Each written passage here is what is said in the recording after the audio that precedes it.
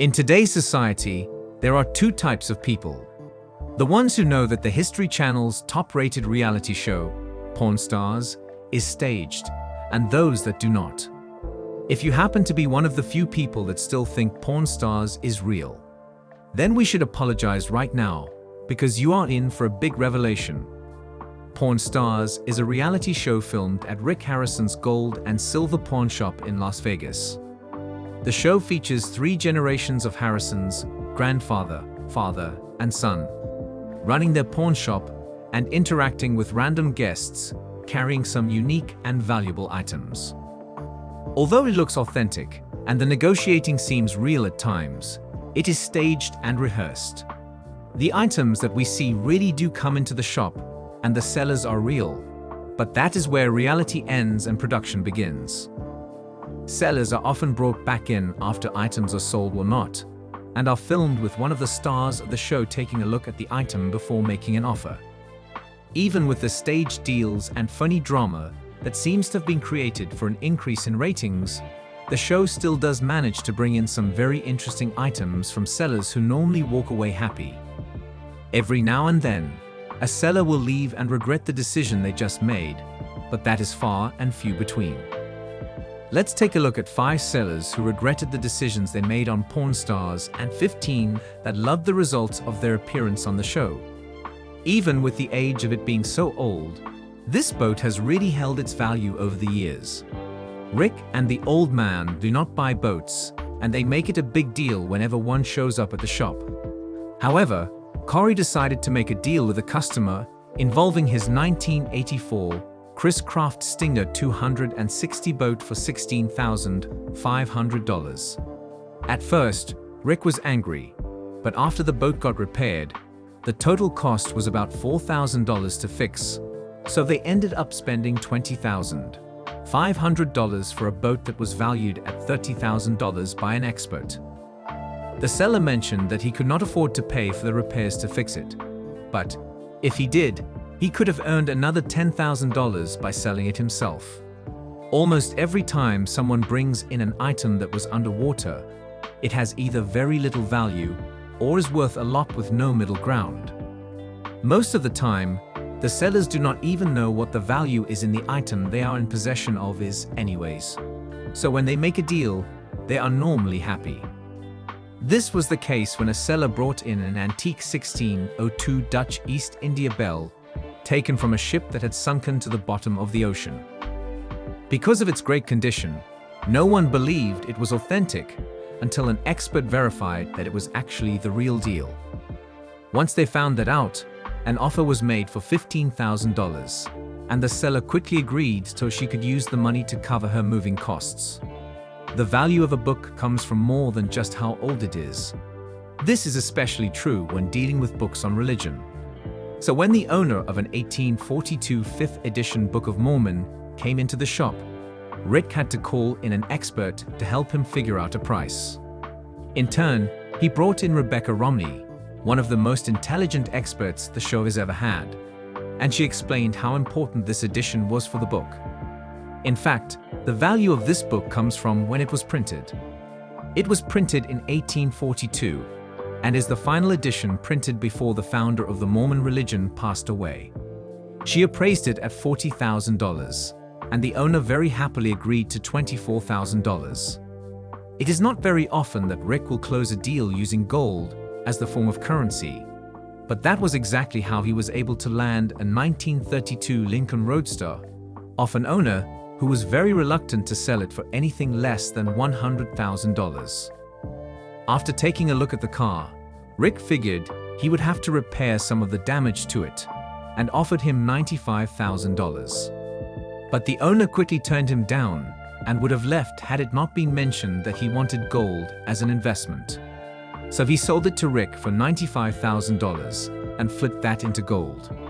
In 1715, 11 Spanish ships left Cuba to head back to Spain, with an estimated $14 million worth of gold and silver. The fleet also had close to 1,000 people on board the 11 vessels. Shortly after they departed from Cuba, a massive hurricane sunk the entire fleet, all 11 ships, and took the lives of the 1,000 people on board. When the ship sank, they dumped all that treasure into the ocean, and it continues to wash on the shores of Florida today. This coin was brought in by someone who had inherited it and was looking to sell it for $2,000. However, after an expert verified the coin to be real, it was valued at $18,000. The owner gladly agreed to Rick's offer of $11,000. Anytime someone walks into the shop with authentic Civil War memorabilia, Rick is all over it. He normally pays top dollar for it because he is not worried about a profit as much as he is worried about owning it. So when a seller brought in one of the rarest pistols used during the Civil War, Rick was all smiles. Even the expert he called in talked about how he has only seen one Clark and Sherrod Civil War pistol, and it was in a museum. As he continues to examine the pistol, the expert mentions that others sold for about $80,000. It looked to be real until the final part of the pistol. He was checking for authenticity, the serial number. He noticed the font was wrong and that it was not the real deal. The seller went from owning a pistol worth $80,000 to having a fake gun worth nothing. Rick did not even make an offer. Just about anyone that lives in the United States of America should know about Paul Revere and his infamous Midnight Ride, which helped save America from the British during the American Revolution. On that evening, he rode through the towns alerting Americans by shouting, "The British are coming, the British are coming." But that is not the only thing he did with his life. He was also a well-established silversmith that had a thriving business in the Boston area, and one of his best works of art include dentist tools and eating utensils, like the spoon that a seller brought to Rick without having any idea what it was worth. The seller needed to pay for his daughter's wedding and was hoping to make a deal. When he found out it was worth around $15,000, he was ready to make a deal and happily agreed to $9,500. It is not very often that the owners of Rick Harrison's gold and silver pawn shop make an offer so insulting that it becomes newsworthy. But that was exactly what happened when someone brought them an original script from the movie The Godfather that was also signed by someone named Al. Rick and the others assumed it was Al Pacino, and the expert that came in had issues verifying it, but that was because it wasn't Al Pacino's signature, it was the producer's, Al Ruddy. But they had no clue at the time and decided to send an offer of $500 for the script. The seller of the item knew it was way more valuable than $500 and decided to hang on to it instead. After it left the store, word got around, and it eventually got recognized as having Al Ruddy's signature on it. It sold at an auction for $15,000. Just because someone says their guitar was once owned by a famous musician does not mean it is true. But if they can prove it, like with a bill of sale signed by that same musician, then it becomes something of incredible value.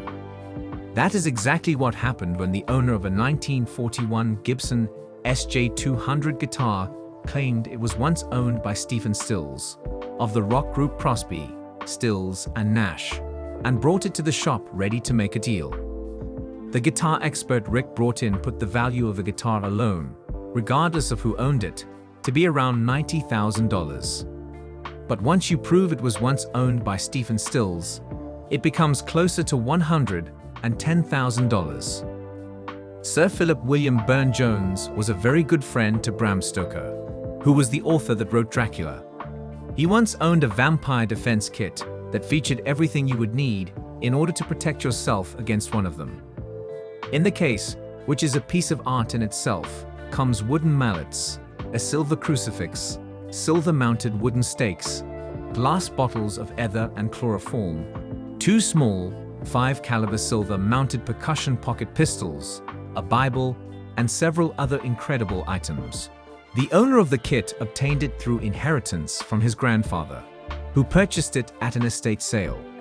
So even though vampires are nothing more than a myth, this item has some real value and was valued at $25,000. The seller was willing to make a deal, and they came to an agreement for $16,000. The value of any item of historical significance is going to be higher when it is signed, as are most memorabilia items. But this item was valuable for many reasons. Not only was it signed by Martin Luther King Jr., it was also a pamphlet of a speech he made coming out against the Vietnam War, the first time he publicly did so. The man known for being a leader in the battle for equal rights in America was also a peaceful man. He fought using politics and speaking to people's hearts about who we really are as a human being. So it was a very big deal when he spoke against the Vietnam War in 1967. This item was verified by an expert and was valued around $12,000, which was a pretty big deal to the seller, who had no clue it would bring in so much money.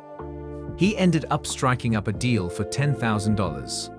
Jimi Hendrix is one of the greatest guitar players of all time.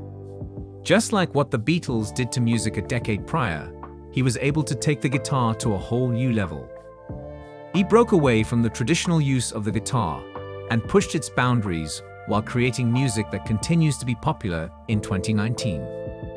His ability to invent a new sound using just his fingers made him an icon that died far too soon. So when a seller brought Rick a 1964 Fender Stratocaster that was verified to have been personally owned and used by the man himself, it had to be worth some serious dough. The expert they brought in quickly valued it at $750,000 to $1 million at auction, and negotiations began. Rick offered $600,000, and the seller immediately started packing up his stuff because that was too low of an offer for something that could net $1 million. But the appraisal ensured the seller could find